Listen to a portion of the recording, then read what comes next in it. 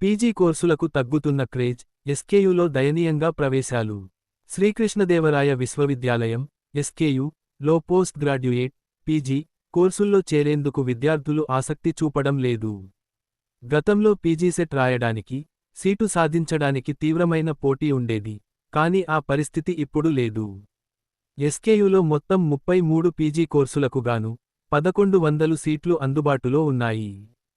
ప్రస్తుతం ప్రవేశాల ప్రక్రియ కొనసాగుతుండగా, మొదటి విడతలో కేవలం 213 సీట్లు మాత్రమే భర్తీ అయ్యాయి. సైన్స్ విభాగంలో ఉన్న 18 కోర్సుల్లో 157 సీట్లు భర్తీ కాగా, ఆర్ట్స్ విభాగంలోని 15 కోర్సులకు కేవలం 56 సీట్లే భర్తీ కావడం గమనార్హం.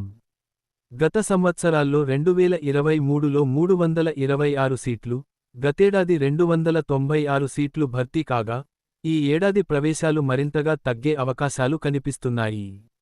ముఖ్యంగా, కొన్ని కోర్సుల్లో విద్యార్థుల సంఖ్య దారుణంగా పడిపోయింది.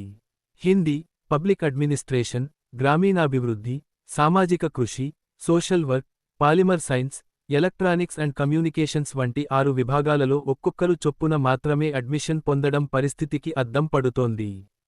ఈ ప్రవేశాల తగ్గుదలకు గల ప్రధాన కారణంగా, గత వైకాపా ప్రభుత్వ నిర్వాకాన్ని వర్సిటీ రిజిస్ట్రార్ పేర్కొన్నారు.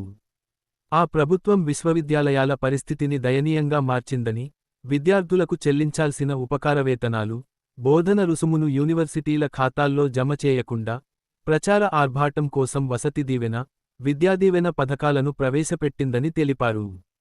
ఈ పథకాల కింద ఆ సొమ్మును విద్యార్థుల తల్లుల ఖాతాల్లో జమ చేస్తామని చెప్పినా, అవి కూడా సక్రమంగా చెల్లించకపోవడంతో, పేద తల్లిదండ్రులకు తమ పిల్లలను చదివించడం భారంగా మారిందని, అప్పటి నుంచి ప్రవేశాలు తగ్గుతూ వస్తున్నాయని ఆయన అభిప్రాయపడ్డారు. మొదటి విడత ప్రవేశాల గడువు ఈ నెల 27న ముగిసింది. రెండో విడత కౌన్సెలింగ్ 29 నుంచి ప్రారంభమవుతుంది. తొలి విడతలో ప్రవేశం పొంది రిపోర్ట్ చేసిన సుమారు 30 మంది ఫీజు చెల్లించలేదని, అయితే 29న ఫీజు చెల్లించినా ప్రవేశానికి అనుమతి ఉంటుందని రిజిస్ట్రార్ తెలిపారు. ఈ రెండో విడతలో మరింత మంది విద్యార్థులు చేరే అవకాశం ఉందని ఆయన ఆశాభావం వ్యక్తం చేశారు.